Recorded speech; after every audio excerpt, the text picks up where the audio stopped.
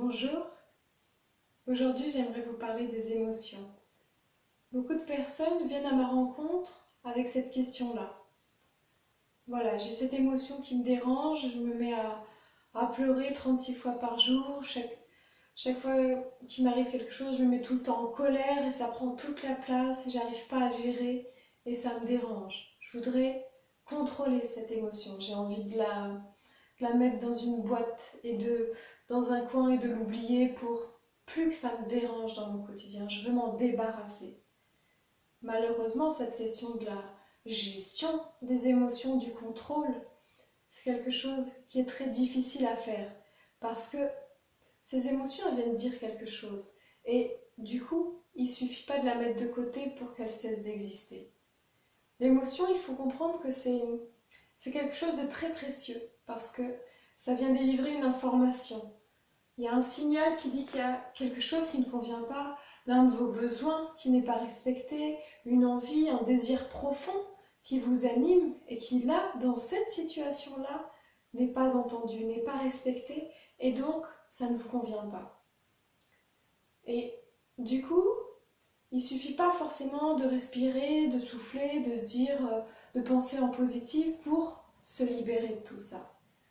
Ce serait bien, mais moi j'ai jamais vu ce cas se présenter. Et en fait, il est important dans un premier temps de comprendre cette émotion. Qu'est-ce qu'elle vient dire? Parce que quand on est débordé dans une situation, dans une angoisse, dans une peur qui ne nous convient pas, qu'on ne comprend pas, eh bien c'est ça qui fait souffrir. Et donc l'idée c'est vraiment de réussir à remettre du sens. Pourquoi est-ce que dans ce moment-là je vais être angoissée ou je vais avoir peur? Pourquoi? Alors, il y a plusieurs possibilités pour comprendre ça. C'est des petits exercices que je peux proposer en thérapie. Par exemple, prenez un petit cahier et notez chaque fois que cette émotion qui prend beaucoup de place dans votre vie se présente sans que vous la compreniez. Je ne sais pas si on prend l'exemple de la colère, des pleurs, de la peur, n'importe. Prenez vraiment la chose qui vous dérange et qui vraiment prend trop de place dans votre quotidien. On va d'abord se concentrer sur une chose, chaque chose en son temps. Et donc, vous essayez vraiment de noter à chaque fois que ça se présente, voilà, à ce moment-là, je me suis mise en colère, qu'est-ce qui s'est passé?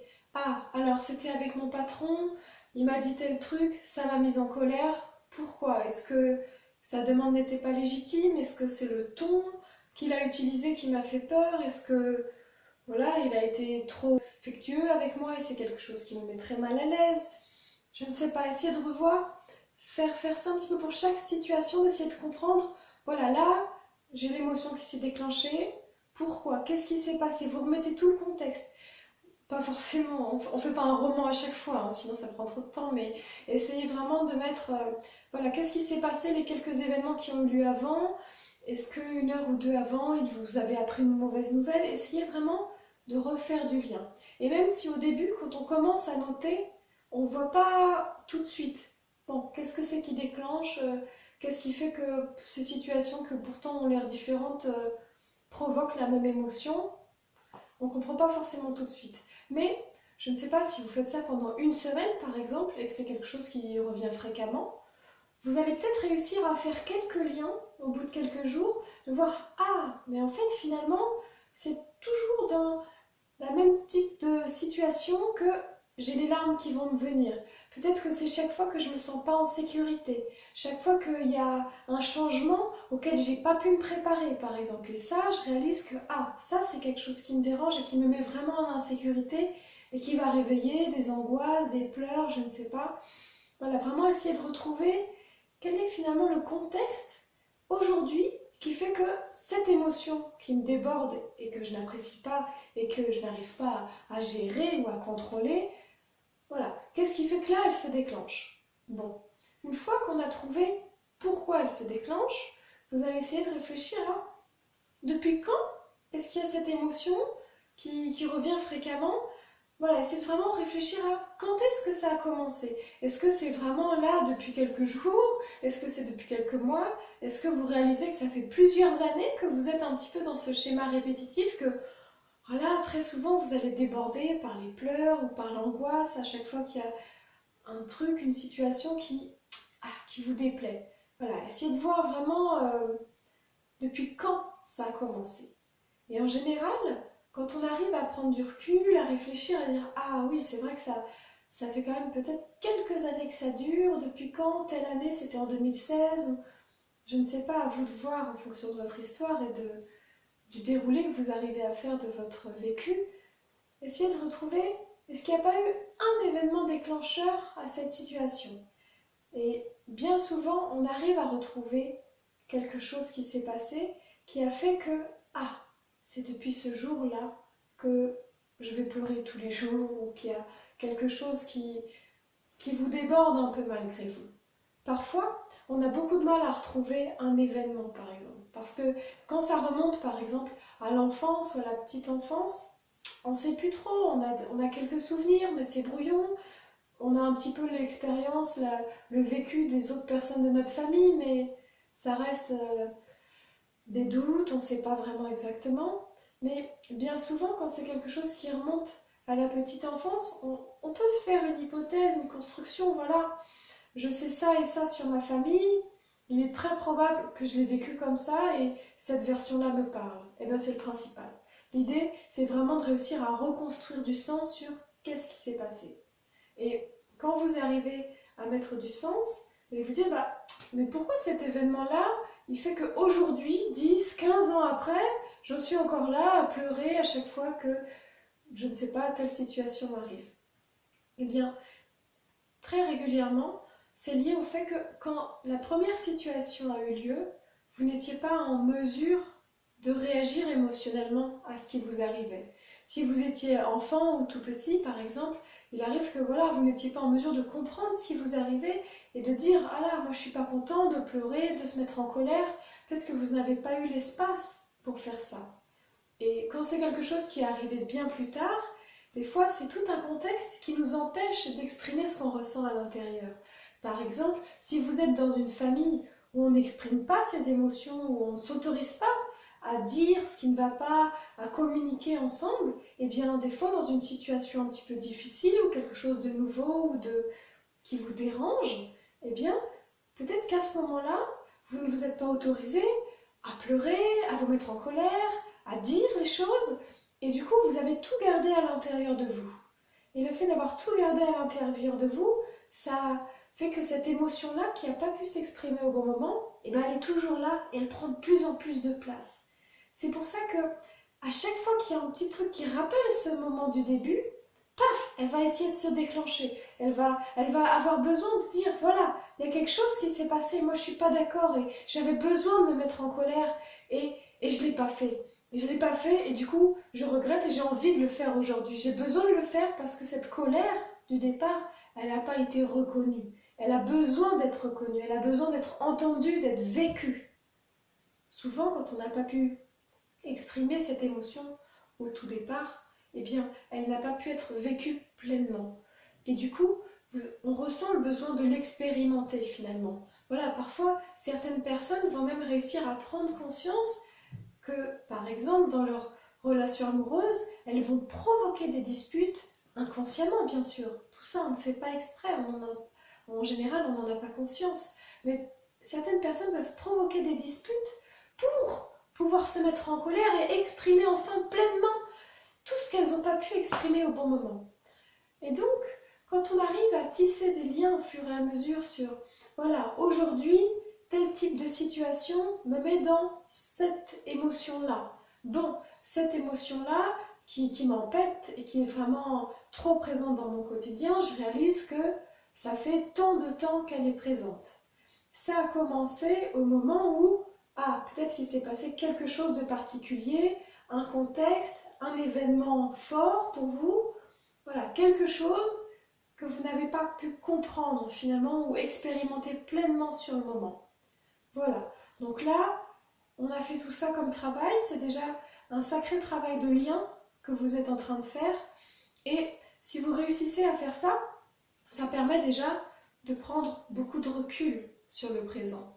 Parce que ce qui fait souffrir, c'est quand on ne comprend pas ce qui nous arrive. Voilà, je me mets en colère et ça me rend dingue parce que j'ai pas envie de me mettre en colère ou c'est pas le lieu, c'est pas sur mon lieu de travail, je me mets à pleurer. mais je veux pas parce que déjà ça me décrédibilise auprès de mes collègues, mon patron, c'est pas l'image que j'ai envie de donner de moi et j'arrive pas à me gérer, à contrôler cette émotion. Bon, donc ça fait souffrir. Surtout quand on ne sait pas pourquoi ça vient là. Et donc ça dérange et donc on s'en veut encore plus de réagir comme ça parce que ça paraît complètement dénué de sens.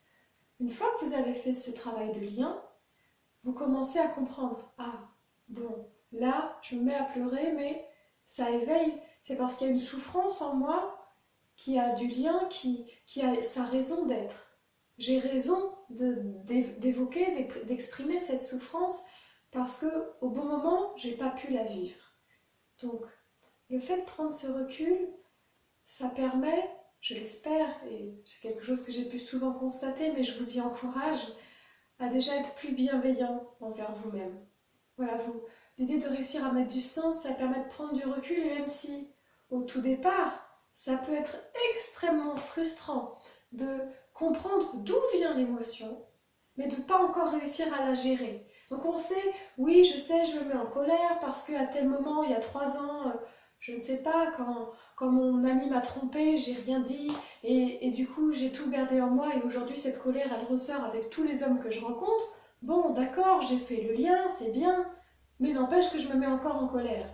Oui, mais parce qu'en fait, vous avez besoin à l'intérieur d'un certain temps pour réussir à intégrer ce changement, cette nouvelle information.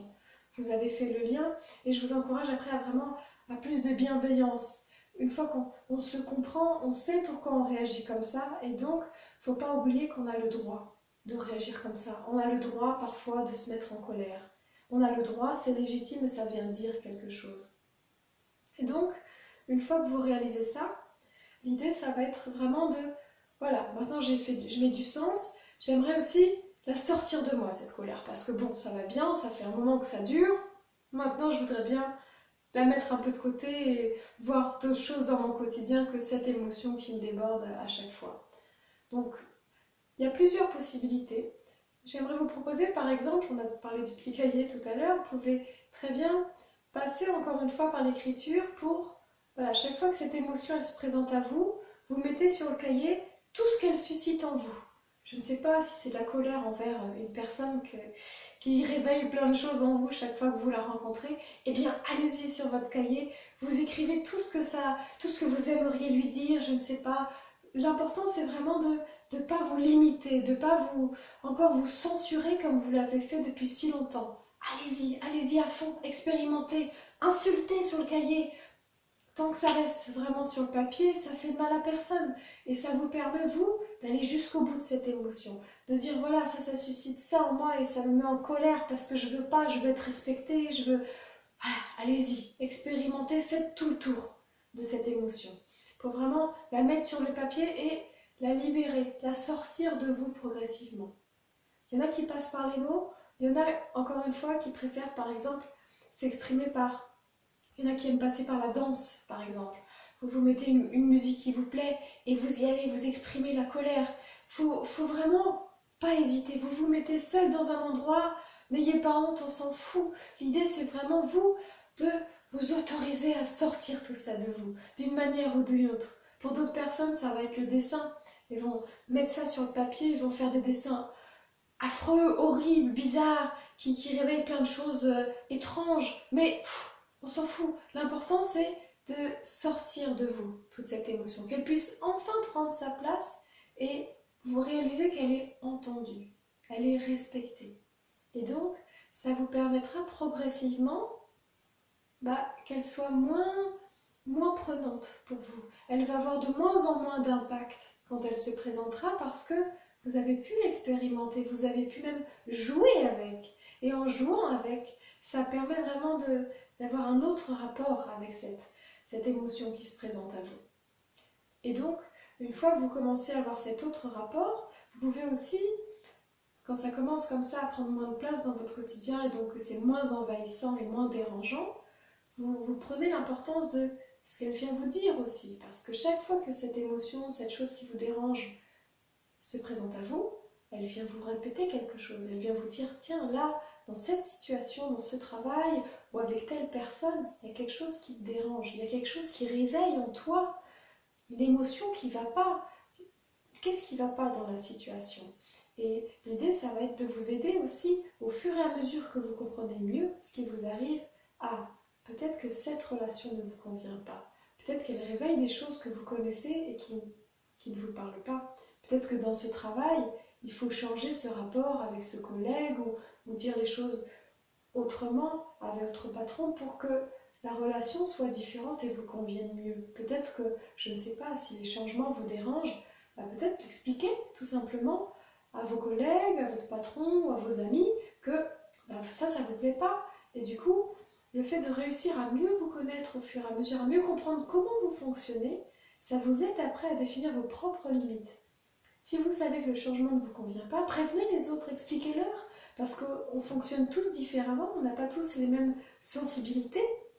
Et donc, si les autres sont au courant, ils peuvent réfléchir différemment. Peut-être que votre patron, qui avait l'habitude de vous prévenir la veille pour le lendemain, prendra le pli de vous prévenir peut-être une semaine à l'avance pour vous dire « Ah voilà les échéances prochaines, donc je te les donne à l'avance parce que je sais que c'est important pour toi et comme ça tu travailles bien et puis on est tous les deux contents. » Et donc voilà, l'idée c'est vraiment au fur et à mesure que vous en connaissez plus sur vous, de mieux interagir avec votre environnement pour vous mettre vous-même dans une zone de confort, vraiment quelque chose qui soit plus agréable pour vous et puis plus bénéfique. Moins vous mettre en difficulté, c'est vraiment important. Après, on parle souvent d'exercices de respiration, de méditation.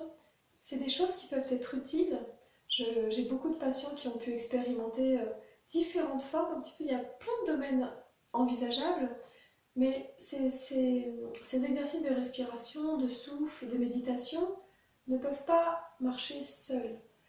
Il y a vraiment besoin de ce travail de mise en sens qui est nécessaire pour réussir après à avoir un impact sur votre quotidien. Et donc, par exemple, je peux vous donner un exercice de respiration que vous pouvez faire lorsque vous sentez que vous êtes assailli par une émotion qui est très très forte. Vous pouvez par exemple vous concentrer sur votre souffle, ressentir l'air qui rentre par le nez, qui descend, qui rentre jusque dans votre ventre, ou vous concentrer sur votre ventre qui s'ouvre, Ça vous permet vraiment de prendre du recul. Vous avez cette prise de recul qui a déjà été faite par cette mise en sens, par ce travail de réflexion sur voilà, d'où ça vient, pourquoi c'est là. Donc vous êtes un petit peu plus en paix avec cette émotion qui vient. Et là, vous sentez que voilà, vous êtes débordé émotionnellement. Il y a toute l'énergie qui monte dans tous les sens. Et l'idée avec la respiration, par exemple, le fait de se focaliser uniquement sur votre respiration, par exemple, ça peut permettre de ralentir les battements cardiaques, de vous apaiser un petit peu. C'est quelque chose qui peut être très agréable. Vous pouvez aussi allier les exercices de respiration à des visualisations. Par exemple, vous pouvez, en inspirant, imaginer que vous avez quelque chose de la plénitude, de la paix qui entre en vous, qui entre dans votre cœur, qui vous permet d'ouvrir votre cœur et de vous sentir plus apaisé. Et chaque fois que vous expirez, vous pouvez visualiser toute cette colère ou ces peurs ou la tristesse sortir de vous par votre bouche ou par votre nez, comme vous préférez. Mais voilà, vous pouvez jouer avec les visualisations et le fait de se recentrer sur le corps, ça peut permettre vraiment de s'apaiser à un niveau sensoriel, corporel. Et ça, c'est quelque chose de très important. Et c'est pour ça que je vous ferai bientôt une vidéo sur le rapport au corps, parce que c'est un allié très important qui permet vraiment en chaque situation, se rappeler qu'on est dans son corps, qu'il nous porte, qu'il nous soutient, qu'il est là, bien ancré dans la terre. C'est quelque chose qui peut vraiment être apaisant. Mais ce travail corporel, ce travail de respiration, doit toujours s'allier avec la mise en sens. C'est la combinaison des deux qui permet vraiment de se libérer pleinement de certaines choses qui nous relient trop encore au passé. J'espère que cette vidéo vous permettra d'avancer et voilà, pourquoi pas commencer une thérapie si vous sentez que seul c'est un petit peu difficile. de faire tous ces liens pour vous libérer de ce qui vous entrave. Ou sinon, j'espère que grâce à ces petits exercices, vous pourrez avancer plus sereinement sur votre chemin. Je vous souhaite une belle journée et à bientôt. Au revoir.